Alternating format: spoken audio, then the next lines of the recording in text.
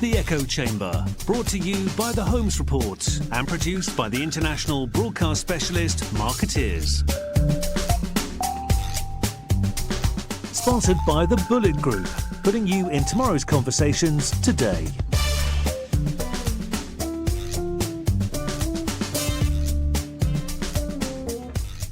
Hello and welcome to the Echo Chamber. I am Diana Marzalek. I am senior reporter with the Holmes Report, and I am here with Adam Ritchie. Hello. Hello, Diana. Adam is the principal in Adam Ritchie Brand Direction. So you got your own firm in Boston. That's right, for 12 years. 12 years, good. And you are an expert in something called Invention PR. Well, maybe by accident. I kind of backed into it and then said, what is this thing? And I started looking around and seeing more examples of this. So I don't know if maybe I'm the first person to coin the term, but this is happening everywhere. And what is it? I mean, are you an inventor? Are you a PR practitioner, or a little bit of both? I consider myself a publicist. I'm an account person. Okay. And I do what it takes, like any account person should on any account at any firm. And sometimes this is what it takes. And that's how I found my way into it. And what is it? So and when we talk about invention in PR, right, is taking something, usually the client hands you something to promote. And it's our job to figure out interesting ways to promote that thing. This is a different approach that says, well, let's pretend that product or service doesn't exist yet. And can we make a product or service that would be incredibly newsworthy, with the newsworthiness just built into it from the start, and reverse engineer the whole thing? Right, like flipping the model. Right. So that when the time comes for us to tell the story about it, we have baked in an incredible story because we wrote it. So it's kind of been an unfair thing that's happened to PR since the beginning, which is if the product or service succeeds or fails, we get blamed for it if it doesn't work. It's all your fault. Yet we have also had no hand in its creation. So where's the fairness in that? So this is bringing a little bit more of fairness into the equation and say, well, if we're going to live or die by that sword, let's at least forge the sword. But if you're forging the sword, you are promoting a product that is not the product you are being paid to promote. Is that correct? Sometimes. Most of the time, the client wants earned media and driving of sales and communication of a message. So you can do all those things and make a new product, too, that accomplishes all that.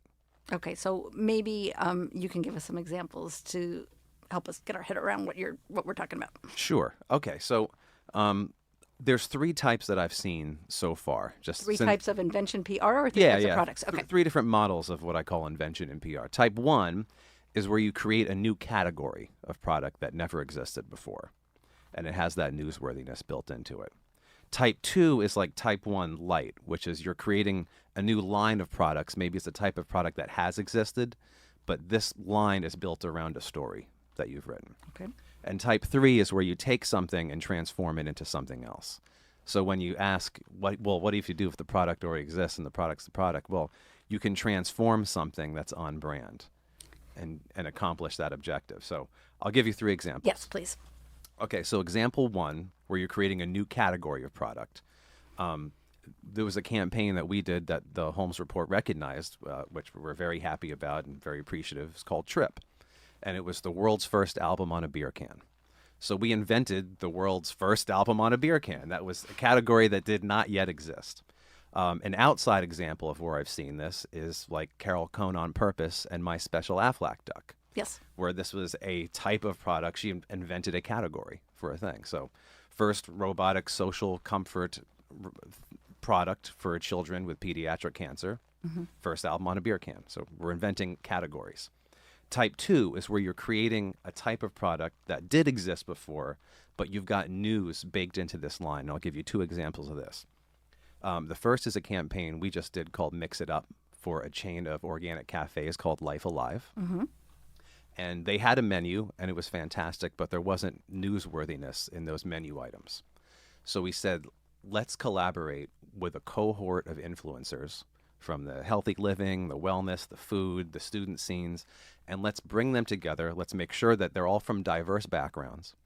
And we're going to ask them each to collaborate with us on a dish that is inspired from what they had growing up.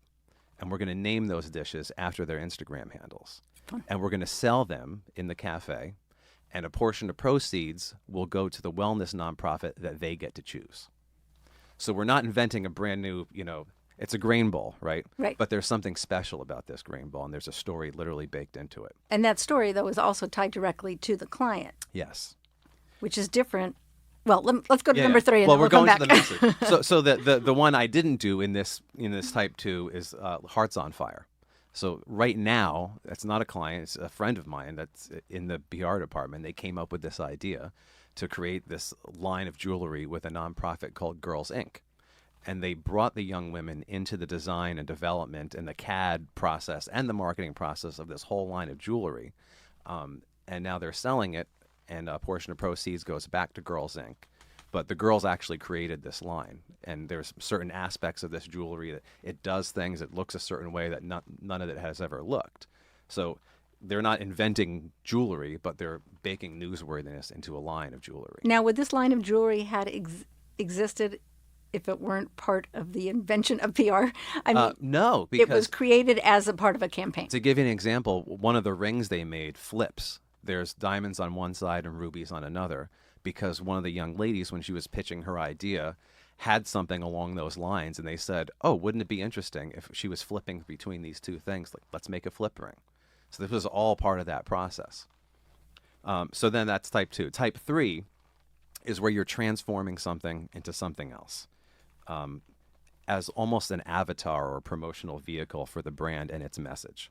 The example I have of this one is one that was just recognized in the Into Sabre Awards this year, and was shortlisted a bunch of times. We're really happy about it. It's called the Mom Squad. Mm-hmm. This was for a client called Summer Infant, and they said, could you come up with something interesting for Mother's Day? And we kicked around this idea of how every parent wants to be this hero to their child. And their brand message was, baby has you, you have us. Mm-hmm.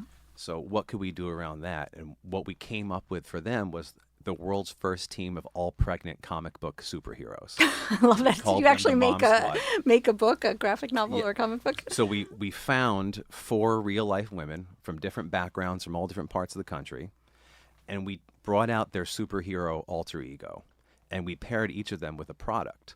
So we had Agent Mometer, and she could see and hear everything thanks to her Summer Infant monitor. We had Professor Potty, who had infinite patience, and she was paired with the training toilet. We had the Mother Load, who could push anything in her stroller.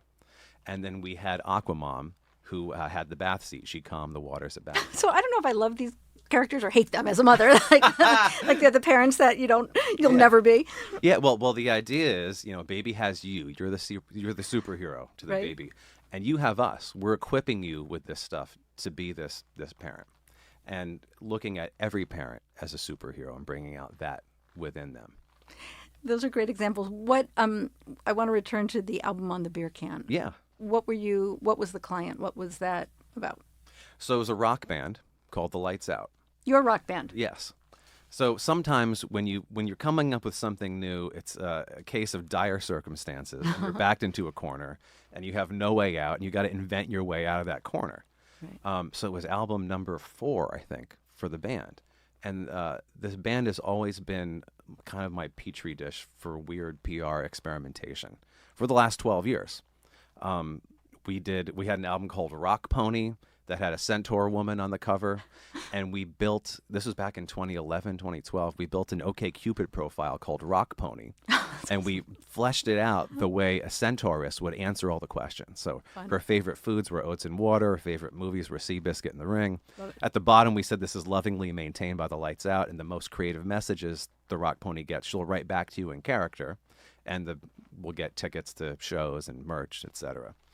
Put our web traffic through the roof, and we got into Billboard for this. Yeah, good. And that was, well, it was both an awareness building objective and an earned media thing. And then years later, someone else tried to do this on Tinder, where they said, oh, this is an AI on Tinder, and it looks like a real woman or something. And someone said, oh, the Lights Out did that years ago. It's like, yes. Yes, it's got staying power. Yeah. So that's kind of where we're coming from. We don't do anything. We try to do everything different than every band would do it. So we don't our songs are different. Our stage show is different. We invented a wearable light show that's synchronized with every second of every song. Oh, it's pretty cool. You get like a arena quality show in a club. And our drummer's an industrial designer, so he came up with this idea to build a wearable light show. So when that happened, as the PR person in the band, I said, ooh, that's pretty good. Okay, what can we do for this release? So we were talking to our friends and other music makers, and we found out even musicians aren't really going into music stores for new music anymore. They're going on Spotify, or if they're going into a music store, they're buying vintage vinyl. So we said, what stores are they going into? And it turns out they're going to craft beer stores all the time with the same regularity they used to go into the record store. Really? And they're browsing those shelves the same way you used to browse shelves of albums and say, oh, that cover looks interesting. And we said, that's where this album needs to be, not in a music store. We're going to turn the beer store into a music store by doing this. So now we got to find a brewery, right, who can go in with this on this crazy idea. And we found one. That was founded by scientists from Cornell and MIT. And when we told them every song on this album is a report back from parallel reality, they said, oh, you mean like the multiverse? And we said, ooh. You found we your came to the right brewers. place. Yeah. So it became this really long process of, what does the beer look like? What does it taste like? Is it pan-dimensional fuel for a journey? And the soundtrack to that journey is this album. What does the label look like? Can we just incorporate everything into this? And then how do we release it? So we wrote a script for the band's Twitter account that turned it into an album dispensing digital fortune cookie. That if you tweeted a hashtag that was printed on the label of the beer, you would get a message back from the band right away telling you what you were doing in a parallel universe right now and giving you a link to the album. So you could have this multi-sensory experience all on your own where you're tasting and listening and making memories. So we brought the physical back into music discovery. Well, so that's an amazing sort of typifies the 360 PR approach, right? Yeah. I imagine it was also somewhat of a labor of love. It's your band. It was emphasis on labor. Yes. A lot of love. It was the hardest thing I've ever tried to do in my entire life as a PR person or a musician because you have everything riding on it, right? The two things you're supposed to be good at. Yeah, it's your job writing and your songs project. and promoting stuff. Yeah. But are other brands, are brands, how far down this road can you go with other brands? How open to this sort of experimentation are they? Well, usually they're like, well, but we have the product. And you say, well, we got to do something else. You can't, marketing and PR and earned media is a battlefield, and you have to go in with a loaded gun or else you're going to get killed, right? So we always start out with saying, well, what can we make or transform that would be interesting? And can we push this as far as it go? And you say, I call it basic and better. So basic would be, what does the client want? And better would be, what would we like to see this brand do, right? What's the unexpected thing? What's the brave thing? Can we approach a project as if we were writing a concept album? And I want to interrupt for 1 minute because you said we always start with what we can create, what you can do. Yeah. So is this an integral part of everything you do? It always starts with a product or a service? It's become that, yeah, usually. It's unless you're dealing with a crisis, right? We do crisis management as well, and you don't get to pick that more or less You don't need happens. a comic book for that. Right. Okay. And there's ways to respond with crises with humor, too, as we saw KFC do it very well, Right. Right. But yeah. But this, so this is your right thing. Okay. So question number one is always, what's the product or service, right? And we say, well, what can we make that doesn't exist yet, real or virtual? The basic would be, well, what's the angle in what we've got here?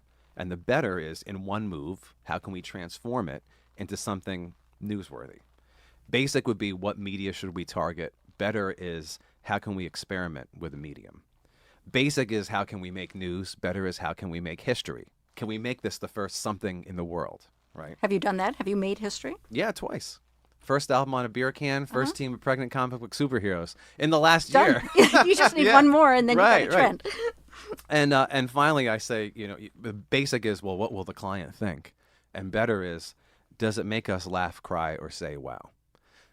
It's you get the tears? Do you ever get you get the crying? The best campaigns inspire you and make you cry and make you laugh a little bit too. Right. Look at Mom Squad. It was very emotional. It was these moms talking about the challenges of motherhood, and it really hit you in the heart.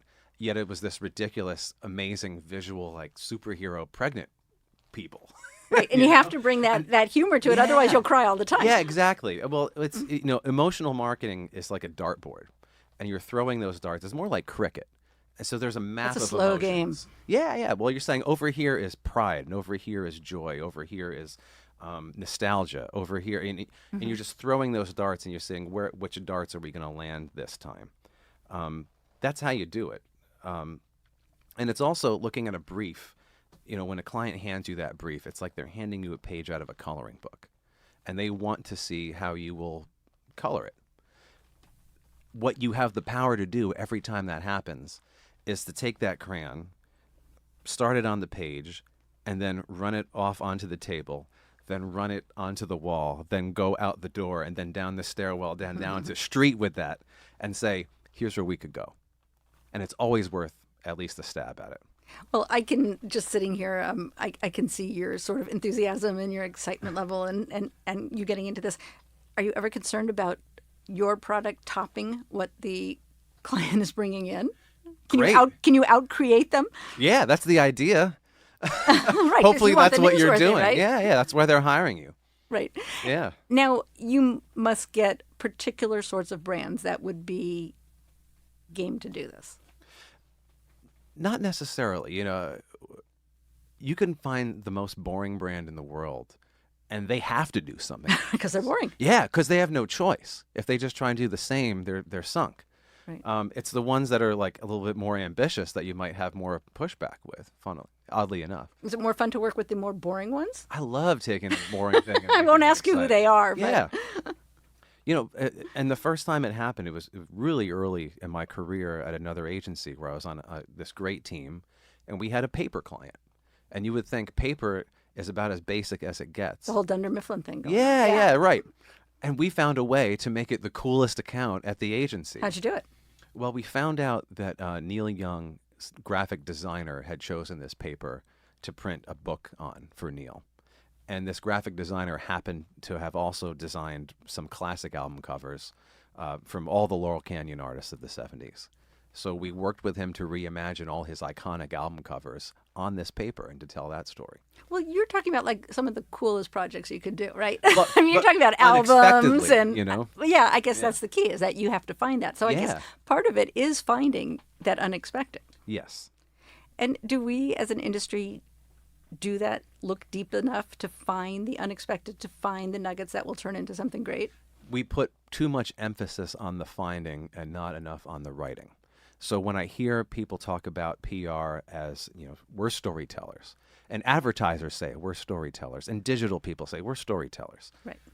Not good enough. You got to be an author at this point. Storytelling is just digging for that thing.